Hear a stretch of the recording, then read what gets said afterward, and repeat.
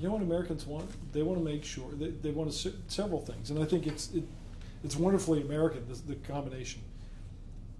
If somebody's planning to kill Americans, they want assurances. People want assurances that we're going to try to find out.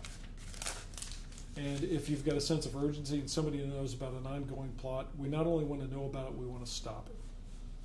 So you want to have techniques with some of these guys, especially who have fresh intelligence and high levels of operational engagement. You want to find out what's going on. So they want a questioning program. They don't want to be torturing people. They don't want to be setting a bad example. But they do want something that will be consistent with our values, but also consistent with the dictates of national security. And so as a nation, it's one of the thrilling things about us. Al-Qaeda doesn't engage in these debates. They basically have a closet full of orange jumpsuits, and when the time comes, they slit a throat and turn on send the video to Al Jazeera.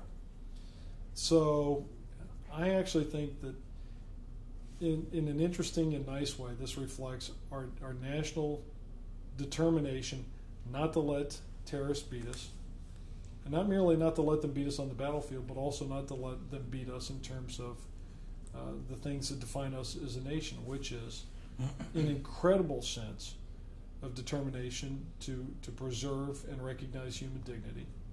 And so that's what this debate really was about. And I think, again, when people see that you've protected a program, not going to kill people, not going to maim them, not going to torture them, but is going to get information and save American lives.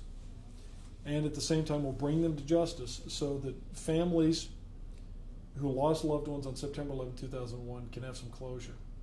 That's an important thing. When the president gave the speech in the East Room, you would not think that a speech about Al-Qaeda operatives in the CIA program would be emotional, and it wasn't, until he mentioned bringing Khalid Sheikh Mohammed to justice. And then a bunch of families of September 11 victims got up, and they were sobbing and applauding at the same time. And everybody else in the room's looking around, and everybody got up. And the president had a very difficult time holding it together. People understand what the stakes can be.